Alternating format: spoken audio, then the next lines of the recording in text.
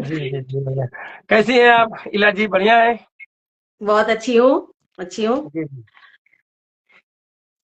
आचार्य जी, आज यहाँ पे हम लोग उपस्थित हुए आपसे कुछ पूछने के लिए। कुछ बहुत सारे प्रश्न हैं जो हाँ मैं हाँ। आपसे करना चाहती हूँ। आप उसका जवाब देंगे प्लीज। बिल्कुल तो बिल्कुल बिल्कुल हम देंगे। जी बिल्कुल जी, बताइए। जी। नमस्कार दोस्तों, आप सुन रहे हैं हमारा खास पॉडकास्ट। आज का विषय है काल सर्प दोष, जो एक ऐसा ज्योतिषीय दोष है जिसके बारे में आपने बहुत सुना होगा। और काल सदोष के बारे में, इसे लेकर के लोगों के मन में बहुत सारी भ्रांतियां हैं, बहुत सारे सवाल हैं जिनका जवाब लेकर के आज आचार्य जी आए हैं। इन आचार्य अभिनव दुबे जी, आपका स्वागत है। तो आचार्य जी, सबसे पहले ये बताइए कि ये काल सदोष होता क्या है और ये कैसे बनता है। बिल्कुल इला जी, आप सबसे पहली बात हम अपने दर्शकों को जय माता दी बोलते हैं। आप सभी का धन्यवाद। तो यहाँ पे हम अगर बात कर सकते हैं कि काल सर्प दोष होता क्या है, तो एक चीज हम ये बताना चाहते हैं कि काल सर्प दोष होता ये है कि जब राहु और केतु जो के बीच में सारे ग्रह, सातों ग्रह इकट्ठे हो जाते हैं। टोटल 9 ग्रह होते हैं। सारे ग्रह एक तरफ इकट्ठे हो जाते हैं, तो यही काल सर्प दोष होता है। ठीक है। अब आपने कहा ये इससे होता क्या है?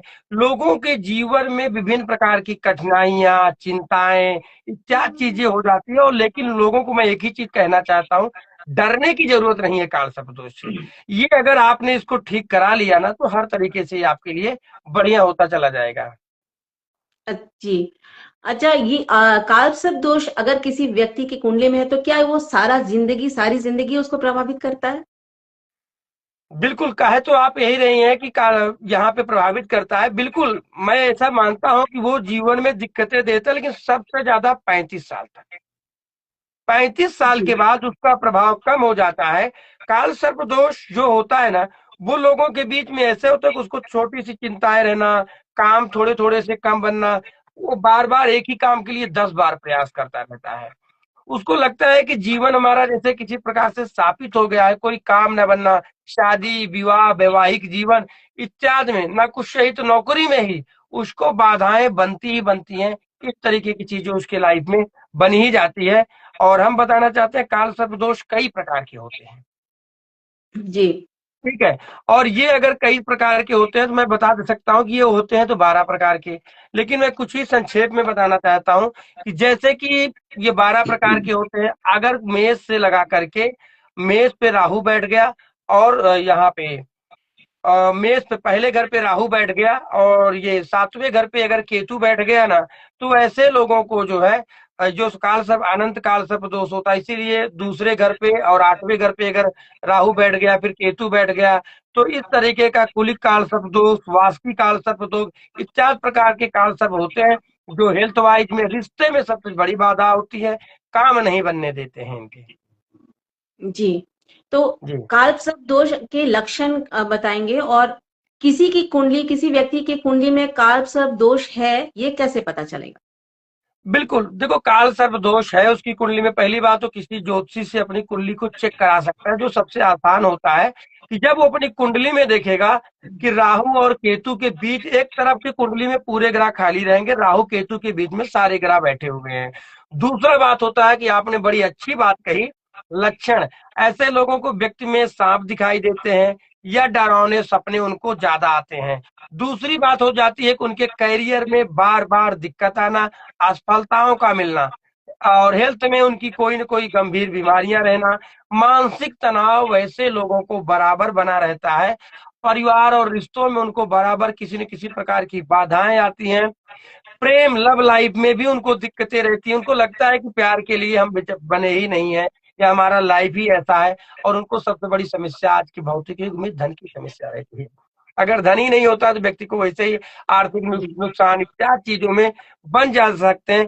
काल सर्प दोष वालों को ऐसा लगता है कि काम तो हम पूरा मेहनत लगा लेते हैं, हमें वो फल नहीं मिलता जितने हमारे और साथियों को फल मिल जाता है। थोड़ी मेहनत से उनको प्रमोशन हो जाता है, वो ग्रोथ कर चुके हैं, जबकि उनसे ज्यादा योग्यता होते हुए ये बेचारे काफी ज्यादा परेशान बने रहते हैं। ये चीजें हो जाते हैं। जी। आचार्य जी, अभी आपने बताया कि कालसर्प दोष 12 प्रकार के होते हैं। क्या संक्षेप में इनके बारे में आप कुछ बताएंगे। हाँ, जैसे कि मैंने अभी आपको संक्षेप में आपको मैंने बताया ये 12 प्रकार के होते हैं। तो पहली बात, हम 12 प्रकार के चीजों के नाम नाम ही ले लेते हैं। तो यहाँ पे जो पहला होता है अनंत काल सर्पदोष, जो लग्न से 7वें घर पे के बीच में बनता है। दूसरा होता है कुलिक नामक काल सर्पदोष, जो दूसरे घर से 8वें घर पे बनता है। इसी तरीके से जब ये बनते हैं ना, तो उसी तरीके से अपनी अपनी समस्याएं भी ये देते हैं। तीसरा वाष्की नामक काल सर्पदोष होता है। चौथा जो होता है ससपाल नामक काल सर्पदोष होता है। पदम नामक काल सर्पदोष होता है। इन सब का अगर हम बात करते हैं ना, इस तरीके से 12 होता है, जो है पातक होता है, शंखनाद होता है। इस तरीके के 12 प्रकार के ये होते हैं। और जो लोगों की लाइफ में ना काफी ज्यादा जो है दिक्कतें कर ही जाते हैं। जैसे मैंने बताया कि महापदम नामक पाल सर्पदोष हो गया, तक्षक हो गया। तक्षक सबसे ज्यादा खतरनाक होता है। ऐसे व्यक्ति को अचानक ही पूरी लाइफ में तेजी के साथ गिरते हैं। दूसरा हो गया कर्कोटक नामक काल सर्पदोष हो गया, शंखनाद नामक हो गया, पातक नामक काल सर्पदोष हो गया। तो इसी तरीके का होता है विषाक्त नामक काल सर्पदोष हो गया, और हो गया शेषनाग नामक काल सर्पदोष। ये जिस अलग अलग तरीके से अलग अलग प्रभाव सबकी लाइफ में बनते हैं, जिसकी कुंडली में बनते हैं, जिस तरीके के उस तरीके का प्रभाव आता है। लेकिन कुल मिलाकर के अगर हम बात करें, काल सर्प दोष जो होता है ना, हर व्यक्ति को परेशान करता है। लेकिन कुछ लोग ऐसे भी होते हैं जिनकी शांति करा करके या अपने कर्म के द्वारा चमकते भी हैं। जैसे आप लता मंगेशकर जी को मान लीजिए, धीरू भाई अंबानी की पत्रिका मान लीजिए। ऐसे लोग, ऐसा नहीं कि जीवन में देखिए सब संघर्ष के द्वारा ही बने हैं। बचपना देखिए सबने संघर्ष किया है, ठीक है। तो जी वैसे केतन पारिक हो गए। तो मतलब इस तरीके का देखा जाए तो उनको हुआ है, लेकिन थोड़ा सा हमेशा सफलता भी तो आप यही मान लीजिए कि संघर्ष के बाद ही फूल खिलता है, कीचड़ में ही खिलता है। ये लोग जब छोटेपन से तकलीफ पा करके आगे बढ़ते हैं तो सफलता मिलती जरूर है इन लोगों को। जी आचार्य जी, जी, काल सर्प दोष से लोग डरते बहुत हैं, क्या वाकई ये बहुत खतरनाक होता है? खतरनाक ये होता है कि जिसके ऊपर काल सर्प दोष होता है ना, तो यहाँ पे अगर हम बात कर सकते हैं तो बिल्कुल इनके लिए काफी खतरनाक भी होता है। लेकिन उतना डरने की जरूरत नहीं है जितना इसका भौकाल बनाया गया है काल सर्प दोष, ठीक है। जी डराया गया है, ऐसा नहीं है। 35 साल के बाद मैंने कहा कि ये कम हो जाता है। हाँ, पूजन पाठ कराने से भी होता है। हाँ, इसके लोग डरते बहुत है। सच में ये इतना खतरनाक जो है नहीं होता है। अगर हम बात कहें काल सर्प दोष, अक्सर मैं देखता हूँ, अक्सर लोग होते हैं पंडित जी हमारी पत्रिका में काल सर्प दोष है क्या, ये मैं अक्सर लोग देखते हैं, क्योंकि उस समस्या का समाधान भी होता है, ठीक है। डराने के लिए कोई बात नहीं। अगर लोग काल सर्प दोष में अगर हम बात करें ना, सच से ईमानदारी से अपने काम करें, शॉर्टकट का रास्ता ना जो है साठ ना चुने, और ये जी लॉन्ग टर्म का रास्ता सुने, मेहनत करें, तो नकारात्मक प्रभाव को कम किया जा सकता है।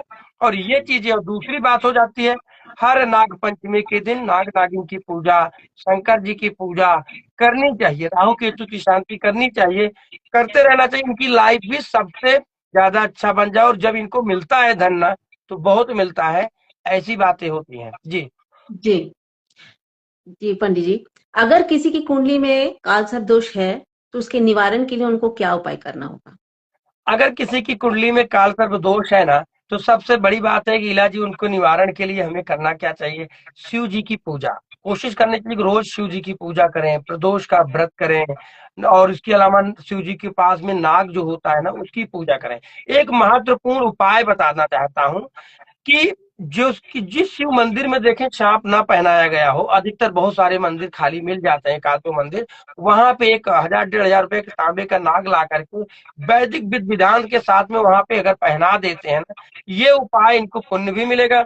दूसरी बात है कि हमेशा के लिए नाग जो काल सर्प दोष है ना, ये शांत हो जाता है। अपनी जो इनको कुंडली मार करके बैठा रहता है कुंडली में, वो कहीं ना कहीं अपनी भावनाओं से शिव जी के गले लगा देते। शिव जी तो वैसे दुनिया भर उन्होंने विष पिया है जो है, अगर देखा जाए तो लोगों की जी अच्छाइयों के लिए, हर कामों के लिए। तो ये चीजें इनके लिए अच्छा रहता है, और ये उपाय करेंगे तो इनके लिए अच्छा और दूसरी बात हो जाती है, हमेशा ओम नमः शिवाय का जाप करें, राहु केतु के मंत्रों का जाप करें। किसी जानवर को सताए नहीं, एनिमल कोई भी हो, पशु पक्षी हो, इनको जहां तक हो सके हेल्प करेंगे, अच्छा रहेगा। महाकाल मंदिर में जाकर के उज्जैन में इसकी पूजा करवा ले, त्र्यंबकेश्वर महादेव में, ठीक है। और साथ में जी अपने पूर्वजों का सम्मान करें, और उनके लिए अमावस्या के लिए कुछ न कुछ दान करें। और उनके लिए जो अगर जिसका क्रियाकर्म ना हुआ हो, उनके लिए क्रियाकर्म करेंगे। तो इनके लिए काफी अच्छा रहेगा। गाय की सेवा करें। गाय की जब सेवा करें तो बढ़िया से उसको जो है हाथ जो है कुबर के पास में जरूर लेके जाया करें। जो कुबर निकली होती है वो केतु होते हैं, ठीक है, ओके। वो उनका आशीर्वाद मिलेंगे। तो इस तरीके के साथ में नियमित तौर पे पूजन पाठ करते रहें। लेकिन फिर भी मैं कहना चाहता हूँ आलस ना करें, अपने काम पर मेहनत करें, सही तरीके से करेंगे ना, बल काल सर्प दोष से ये डरेंगे नहीं, ये कहेंगे कोई प्रभाव नहीं होता है अगर नियमित तौर पे काम करें, ये होता है। जी, बिल्कुल, बिल्कुल। आचार्य जी, आपका बहुत-बहुत धन्यवाद। इतनी अच्छी तरह के तरीके से और इतने सरल और उपयोगी तरीके से आपने सब कुछ बताया। आपका बहुत-बहुत धन्यवाद। धन्यवाद लीला जी आपका और हमारे दर्शकों का। अगर हम एक चीज बताना चाहते हैं, मेरा काम होता है ज्योतिषी रूप से इनको डराना नहीं, इनकी समस्या का समाधान करना। जो भी हमारे पास आते हैं हमारा काम होता है राहु केतु से रिलेटेड चीजों में और ये चीजों में। और दूसरी बात हो जाती है ना, ये राहु केतु के बीच में जितने ग्रह बैठते हैं ना तो इनके लिए परेशानी हो जाते हैं। तो हमारा काम ही यही होता है, हम चाहते हैं कि लीला जी आप रोज हमेशा एक टाइम फिक्स टाइम पे साथ में जुड़ा करें, सबके जी, साथ में ज़रूर। सबका बात किया करें। तो जय माता दी हमारी जय तरफ माता से। दी। जी।